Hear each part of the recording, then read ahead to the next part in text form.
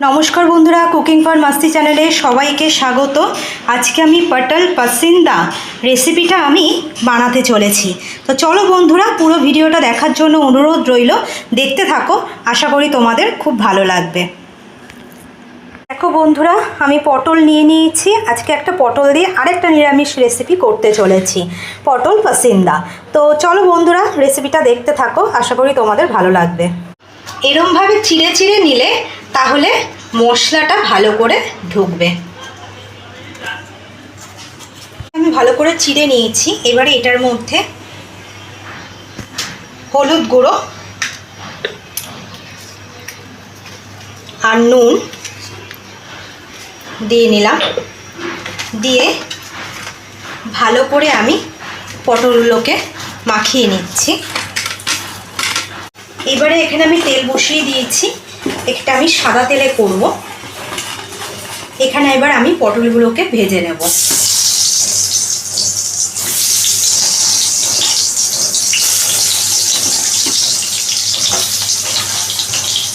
সবকটা পটলই আমি দিয়ে দিচ্ছি। একটু লালচে করে আমি পটলগুলোকে ভালো করে ভেজে নেব। দেখো বন্ধুরা, পটলগুলো কিন্তু আমার ভাজা হয়ে গেছে। এবারে এখানে আমি নামিয়ে নিচ্ছি।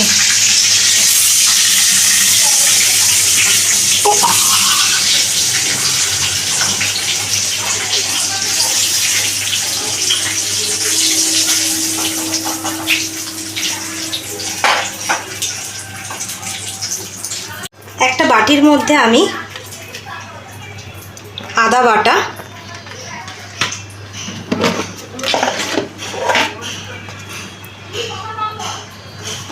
জিরের গুঁড়ো 2 চামচ মতো, ধনের গুঁড়ো দিচ্ছি, লঙ্কার গুঁড়ো দিলাম আর হলুদ গুঁড়ো দিলাম। এটার মধ্যে এবার একটু জল দিয়ে আমি একটা পেস্ট বানিয়ে নিচ্ছি। এরকমভাবে পেস্টটা করে নিলে কি মশলাটাও পুড়ে যাবে না আর ভালোভাবে করা যাবে।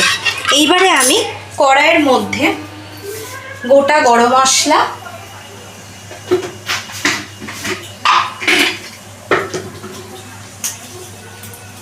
দুটো তেজপাতা,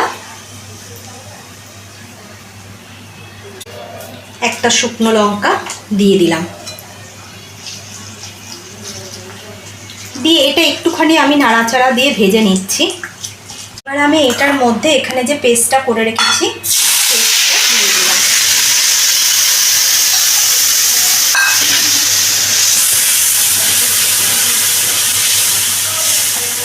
এটাকে আমি এবার একটু ভালো করে কষিয়ে নেব।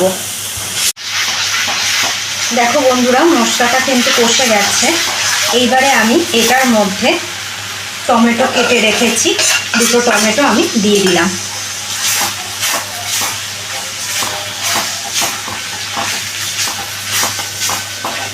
এবারে এটার মধ্যে আমি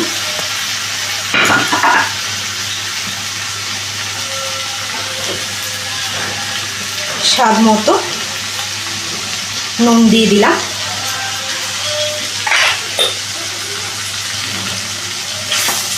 যাতে টমেটোগুলো ভালো করে গলে যায়।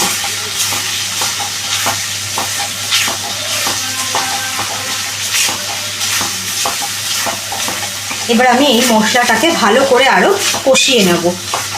আর এখানে দেখুন বন্ধুরা, আমি এখানে 15-16টা মতো কাজু বাদাম, হাফ কাজু নিয়েছি আর 3টে কাঁচা লঙ্কা আমি এটা পেস্ট করে আনছি। দেখো বন্ধুরা, মশলাটা কিন্তু ভালো করে কষে গেছে।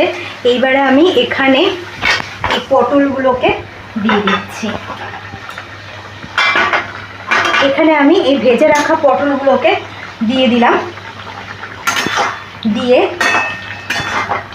আবারও পটলগুলোকে আমি ভালো করে মিশিয়ে নিচ্ছি। বন্ধুরা, আমি এটা ভালো করে কষিয়ে নিয়েছি। এবারে এইটার মধ্যে আমি কাজু বাদাম বাটাটা দিয়ে দিলাম। আর এখানে আমি 1 কাপ মতো দুধ রেখেছি, দুধটা দিয়ে দিচ্ছি। এই মিক্সিটার মধ্যে ধুয়ে আমি এটা দিয়ে দিচ্ছি।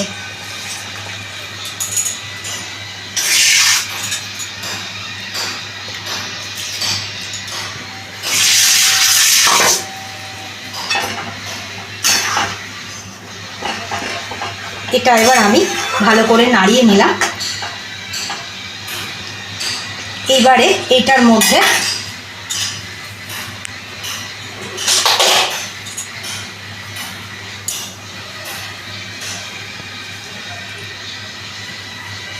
একটু কসুরি মেথি দিলাম,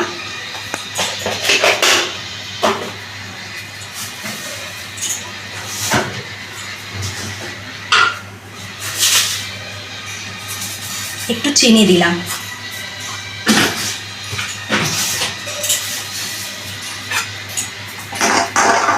এবারে এটাকে আমি একটু ফুটতে দেব।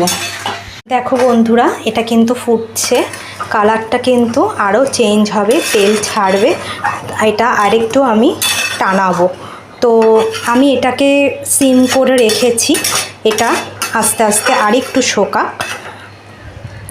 দেখো বন্ধুরা, তেল কিন্তু ছাড়তে শুরু হয়ে গেছে, চারিদিক থেকে দেখো বন্ধুরা তেল কিন্তু ছেড়ে দিচ্ছে। এটা আমি আরেকটু সিমে রেখে ফুটিয়ে নেব।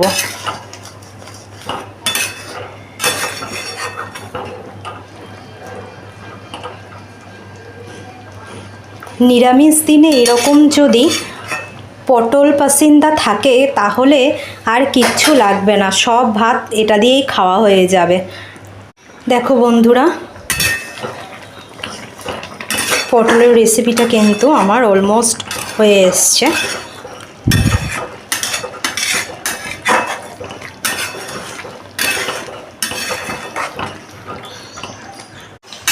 দেখো বন্ধুরা, এইবারে আমি এইটার মধ্যে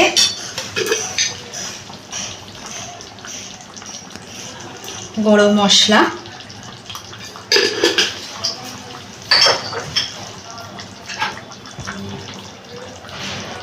আর নিরামিষ তরকারি যেহেতু আমি সামান্য ঘি দিয়ে দিলাম।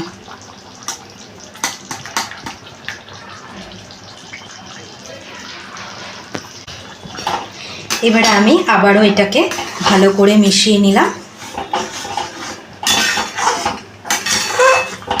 পটল পাসিন্দা রেসিপিটা আপনাদের যদি ভালো লেগে থাকে বন্ধুরা, রেসিপিটা প্লিজ আপনারা বাড়িতে একবার হলেও ট্রাই করবেন। রুটি, পরোটা, পোলাও, ফ্রাইড রাইস সব কিছুর সাথে খুবই ভালো লাগবে খেতে।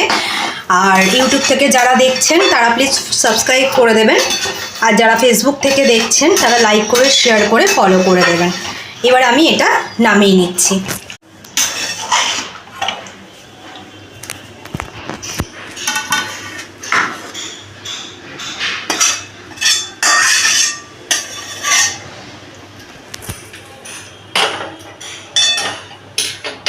দেখো বন্ধুরা, পটল পাসিন্দা রেসিপিটা আমার অলমোস্ট কমপ্লিট হয়ে গেছে, এটা আমি নামিয়ে নিলাম।